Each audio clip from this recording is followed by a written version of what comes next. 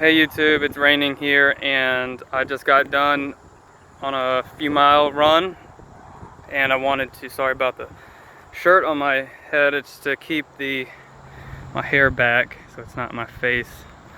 I just had a thought and I was reading some comments from my YouTube channel, trying to be more active on here. This video is going to be about brain fog and a little bit about depersonalization. So in my experience, depersonalization and what I've learned and also seeing from other people's experiences, depersonalization is actually extreme anxiety. So anxiety, there's different levels, right? So you sort of have different stages, if you will, of, let's say, generalized anxiety, which just you have social anxiety, generalized anxiety, panic disorder, and then derealization. Brain fog can be a symptom of many things, from vitamin deficiencies to eating the wrong foods to lack of exercise.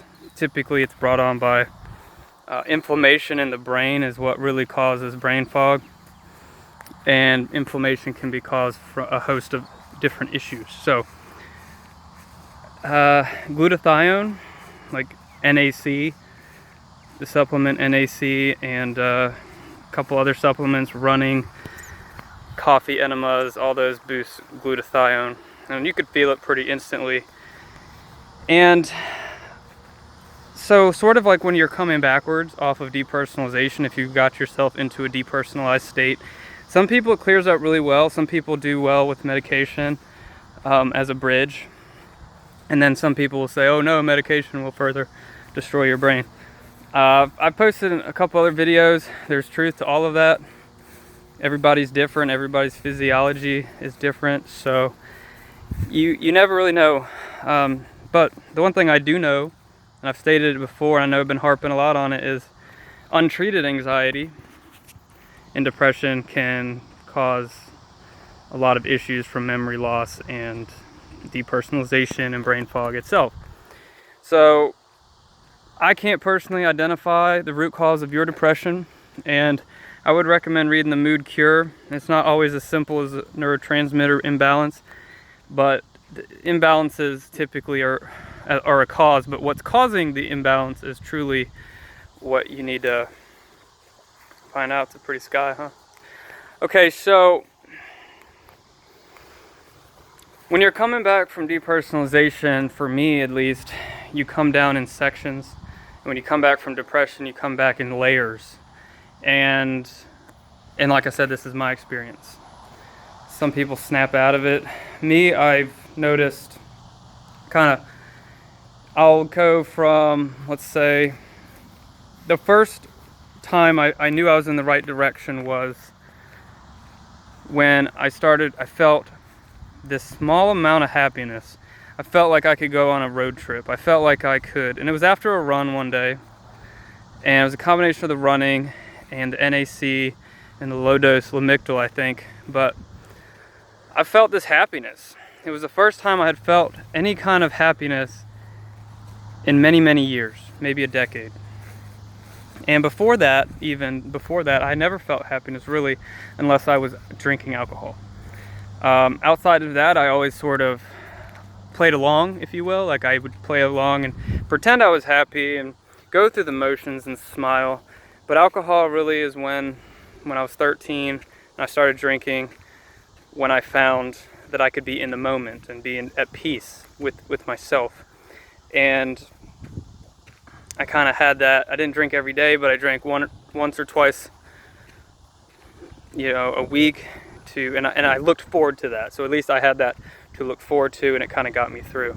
I have alcoholism on both sides of my family, and that can sometimes trigger a GABA issue, a glutamate toxicity issue in descendants of alcoholics who will inevitably find alcohol which will help control it. Unfortunately, alcohol has disastrous effects, obviously, on a person's life, and you reach tolerance very quickly, and the hypnotic effects clearly are not safe.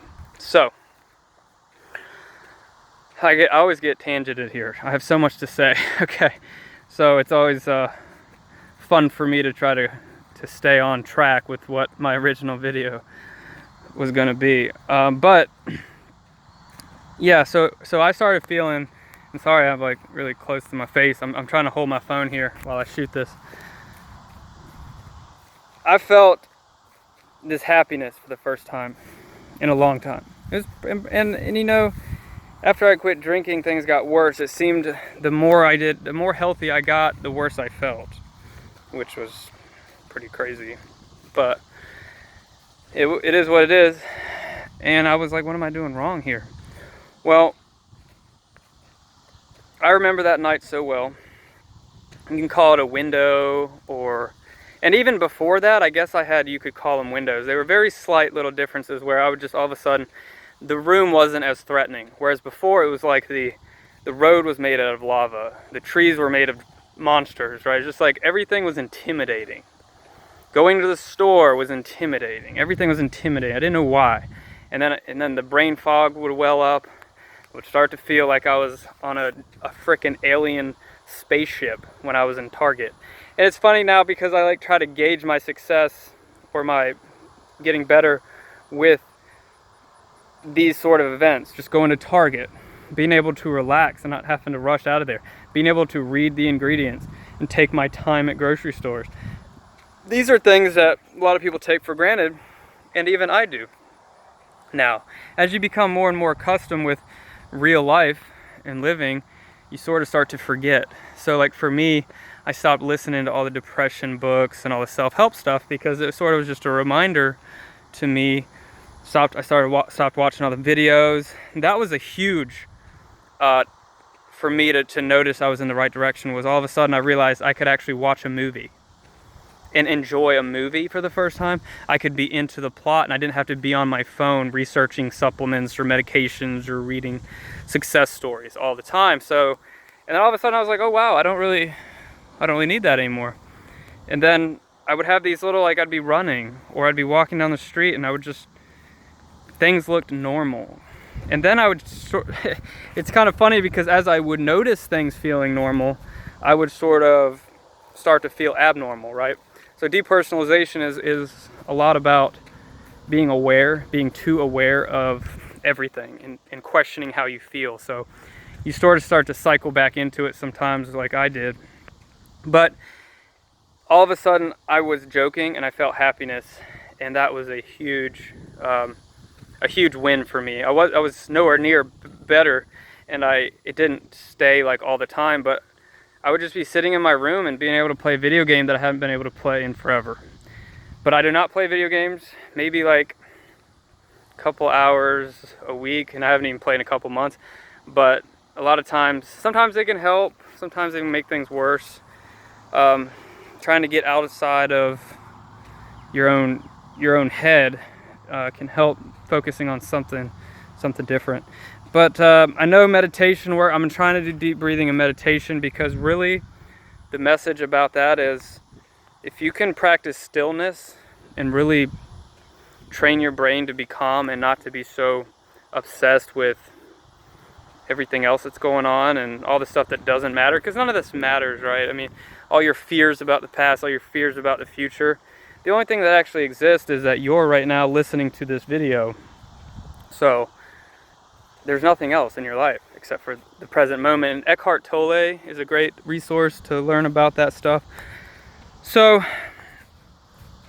the good news is I have a video, that actually talks about coming back from hell, and I have days where I'm mostly free of pain. So from all my pain sufferers out there, I have days where I have virtually zero anxiety. I guess I always have some type of undercurrent of anxiety, but a lot of days I have to push through it, and it'll start to swell back up on me, because as I start to get this sort of energy back to live, and say 20% back, like 20% in my fuel tank, I like to burn it out like instantly.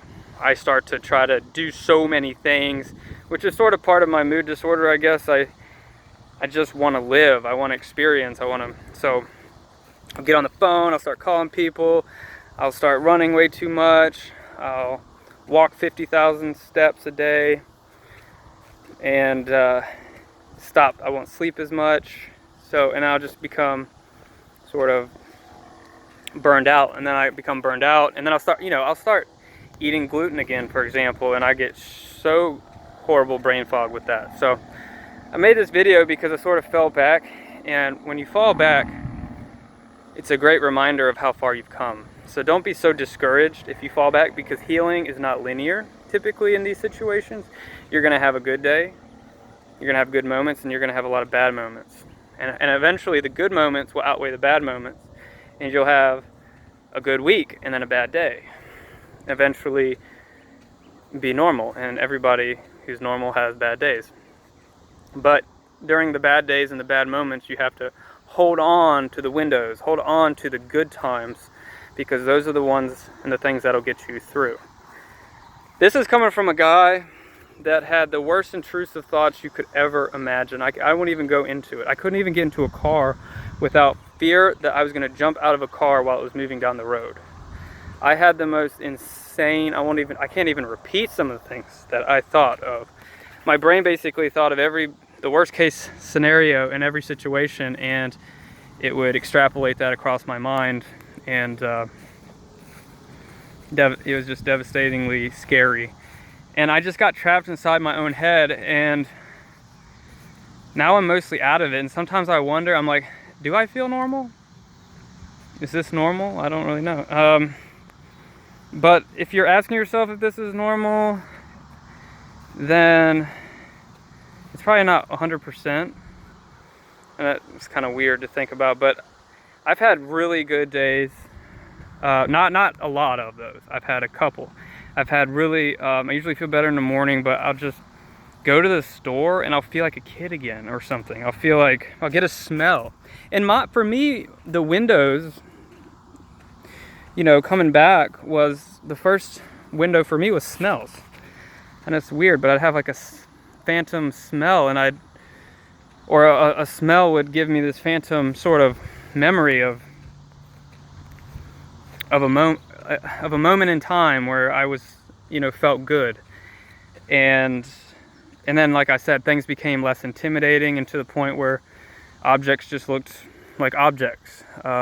Things seemed less threatening, and I was more involved in the world. I still haven't been around, I call people, I do things, and now I don't want to hang out with anyone.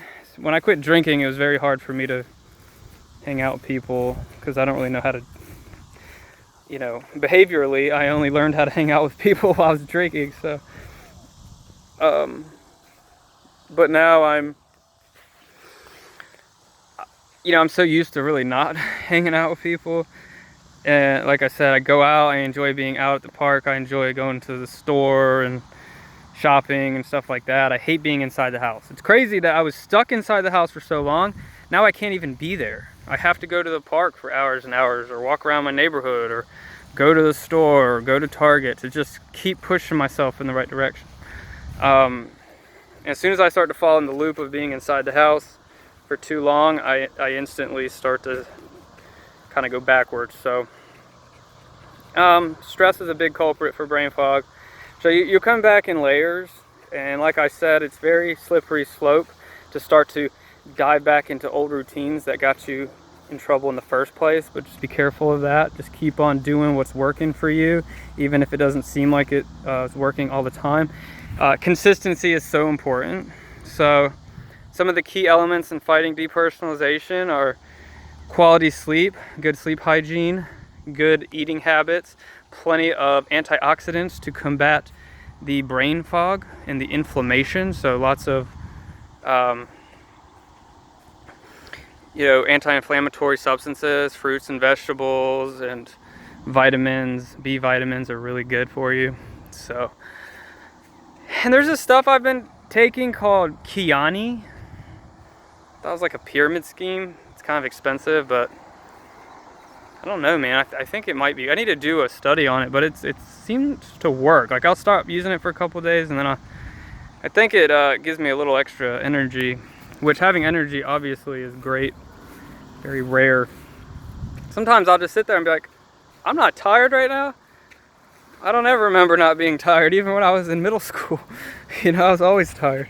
So it is possible to come back. If I never thought I'd be here. I remember driving by things and thinking, maybe one day I'll see the world through normal lenses again. And I wanted to end my life so many times because I didn't think I would ever recover. Recovery starts with giving up and surrendering. And you know, Jesus teaches that the closer I get to God, the better I feel. That's the God's honest truth. It really is. And since my grandma passed, I've sort of slipped away. I've done a lot of praying today, and I've been feeling better. You know, with God, you can learn to let go. I never understood that concept, but depersonalization is holding on to all the baggage in our minds. So we can let go of that by, it takes time, but it takes pushing through the fears and overcoming it and getting used to doing things that you used to do before. And even though it's uncomfortable at first, you just have to keep doing them. Read the book called The Dare Response. That sums it up really, really well. I don't want to get too long in this video. I just have so much to say to you guys. I care so much about you because I am you.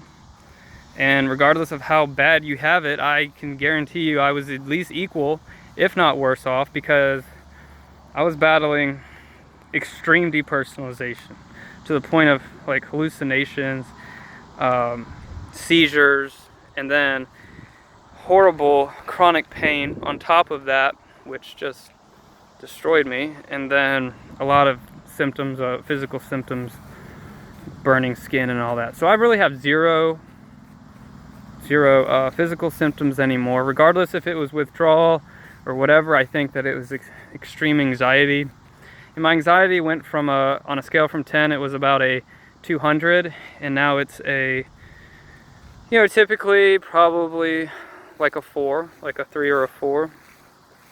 If you would say a 10 is like a panic attack. I don't get close to panic attacks anymore, and I don't take benzos. So anyway, things are going to get better, and they will. You just have to hang in there, truly hang in there, and I'll keep making these videos if you keep watching, and trying to share with you some of the things I've learned, which is a lot because this has been a damn near a decade in the making, not to mention even before that the other 20 years of my life where I was suffering from undiagnosed depression and a mood disorder. So everything's gonna work out, guys, and God bless you, and please subscribe. I always love to see you guys subscribe, knowing you're supporting me in this. And I'm actually getting ready to I'm working on a project which will come out one day, and it's designed to actually making an app. I'm making 2 apps, one that's getting ready to come out soon, but then the other one is I'm not even gonna give it away, but it's designed to help people like this. So anyway, subscribe. Let's stay together. We'll get through this together, and I'll talk to you soon. Thank you.